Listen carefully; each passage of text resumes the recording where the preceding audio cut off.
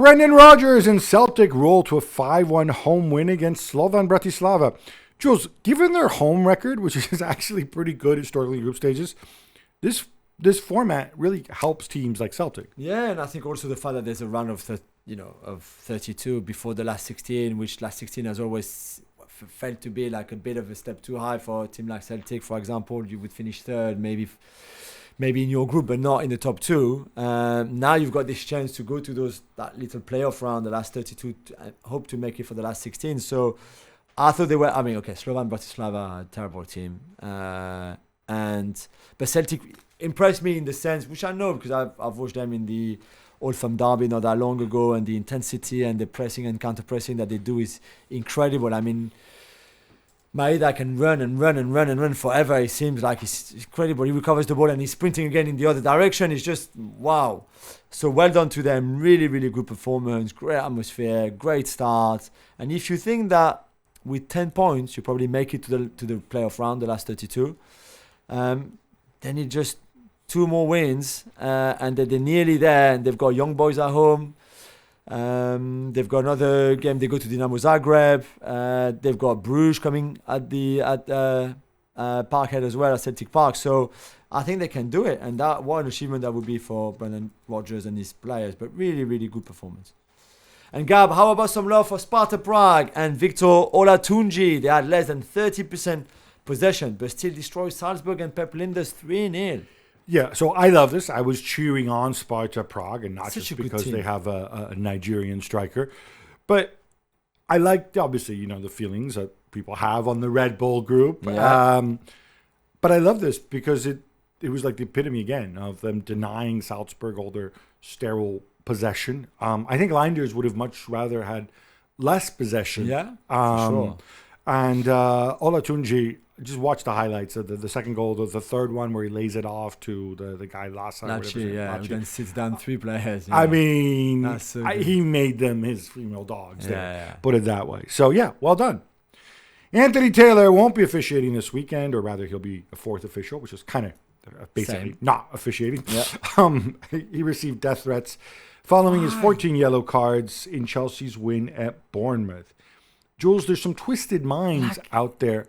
Imagine getting up in the morning and thinking, I'm going to abuse that referee because he gave 14 yellows in a game that was an intense game. And yeah, maybe there's a few too many on descent and stuff like that. But just leave the guy alone, man. Yeah, I think this goes into a different bucket here. A couple things.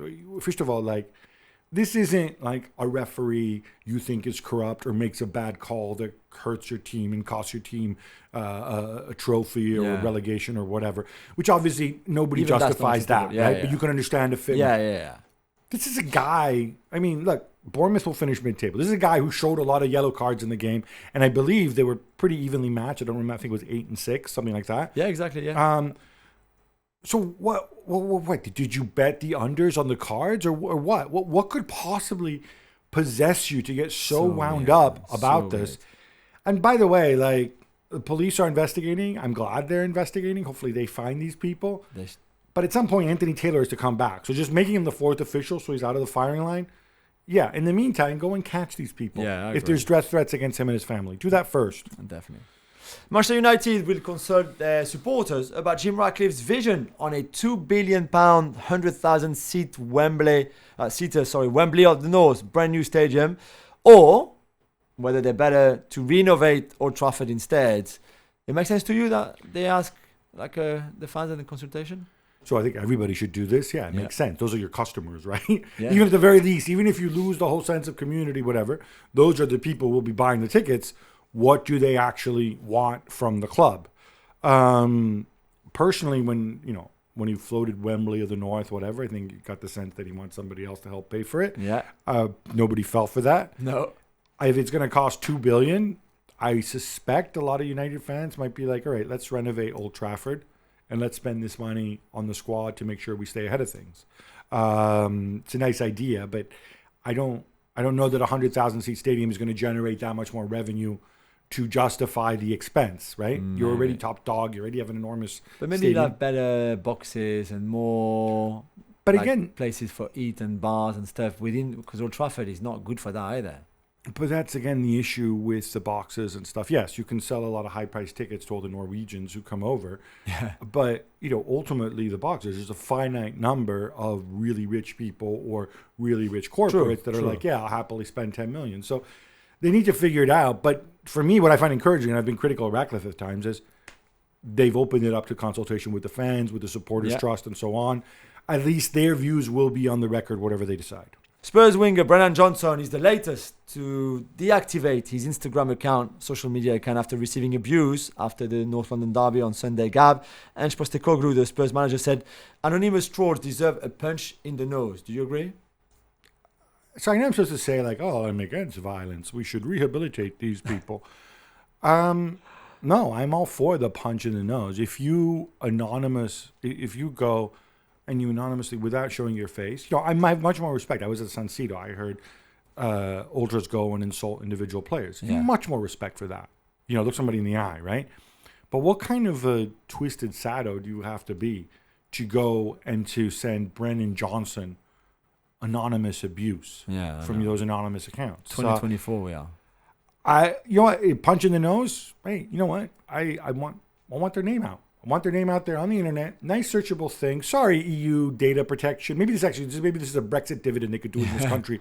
Like, hey, look. Good thing about it, yeah. Find who they are and say, Mr. So-and-so of 18 Elm Lane in Bigginsworth, whatever, and have that live on the internet, sent this kind of abuse to Brennan Johnson on this day.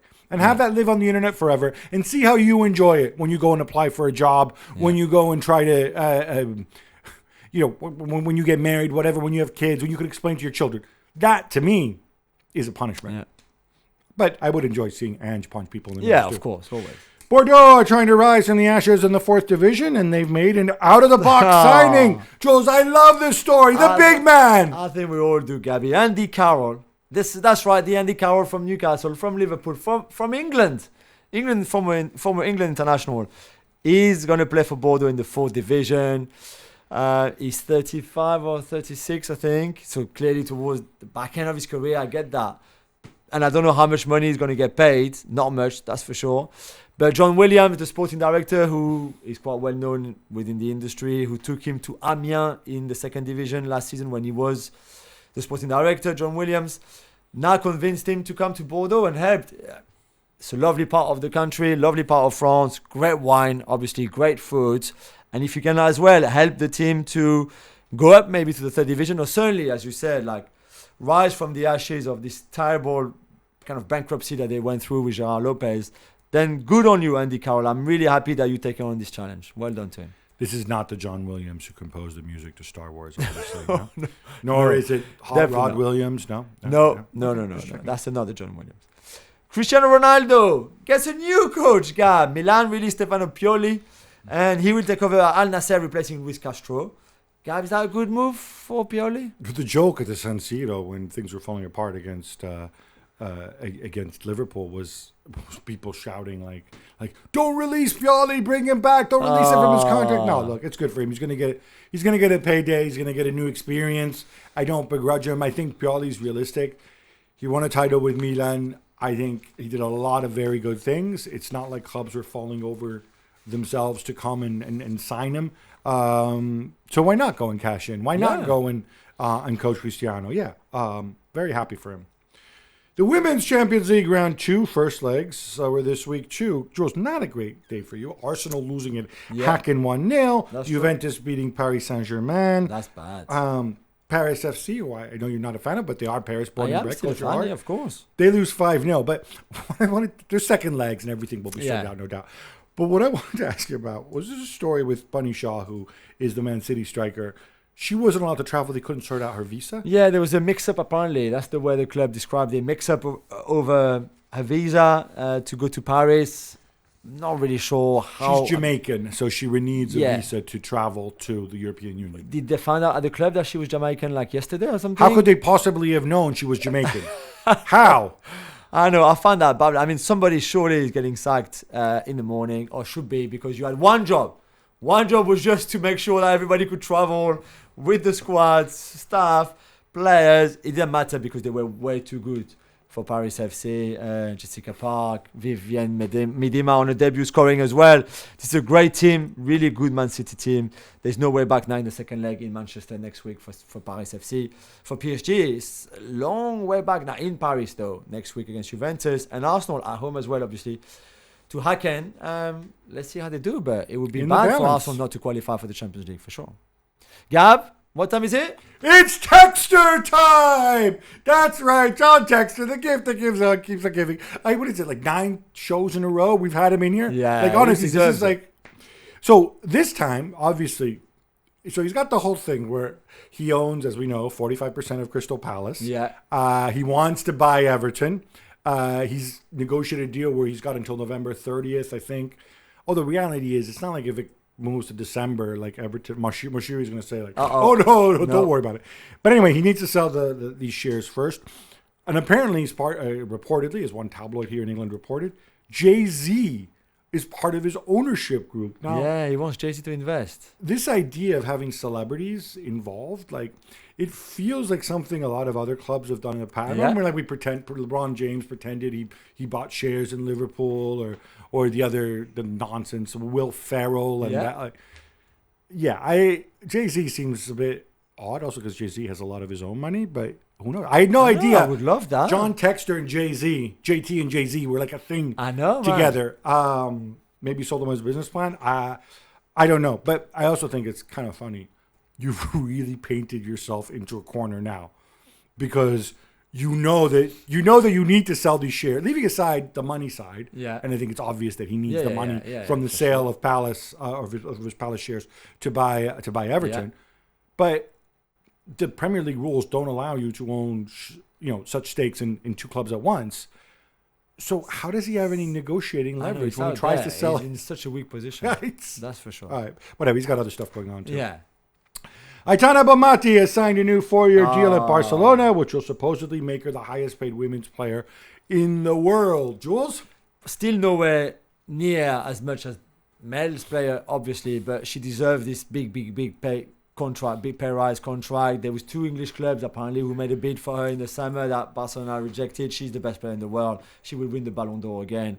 She deserves it, even if she didn't win the Olympics with Spain, which was obviously a big thing and big disappointment.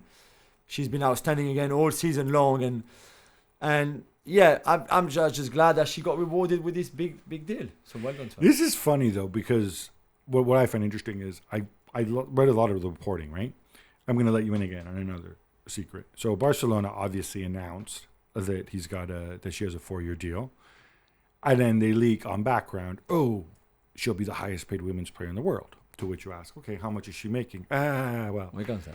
And they don't even tell you what that is. Yeah. So I have seen the wildest estimates for how much she could be making, from 600,000 to 3 million.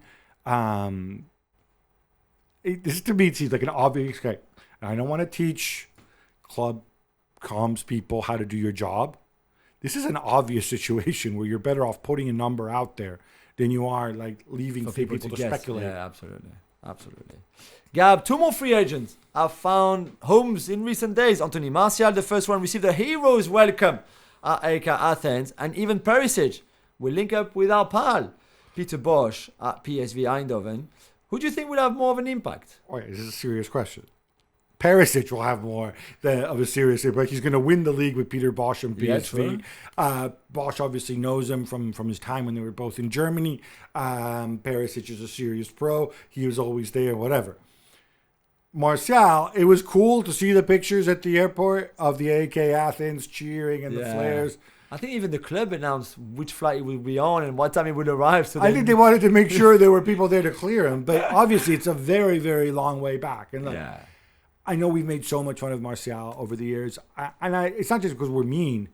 It's because you have a responsibility. If you earn more money, you need to perform better than others to justify that salary. It's a very simple thing, right? I hate it when people say, oh, what do you care how much you earn? Well, I care because I report on the clubs, and the clubs have resources. You have to decide how to spend it. Martial did not come close to justifying his transfer fee. He did not come close to justifying his contract extension, and he didn't come close to justifying his wages. Part of that was down to injuries. You hope that's over. I think part of it was also down to the fact that They simply paid too much for him and kept giving him more and more money when he wasn't performing. Yeah. So, I still feel it's a waste of the talent because he's so good. He's so talented. He was so good when he was younger. And to go from United, whether he stayed there too long, whether that was even the best move in the first place from Monaco at such a young age, doesn't matter so much. The fact is now, he's in a club in Athens that is not even... I mean, they did well last season, but I don't know. I found out he's 29 years old. And there will be pressure in Athens, of course, as sure. well. What is a little bit depressing, and look, these people, is that we know who the people are who did the deal to take him there. Yeah. And then negotiated his extensions and presumably found him a spot at AK Athens instead of Wolves. But ultimately, like, all right, you've made him generationally wealthy. Yeah. But was this really the best thing for his career, all these years at United, That's a good question. in those circumstances? I don't know.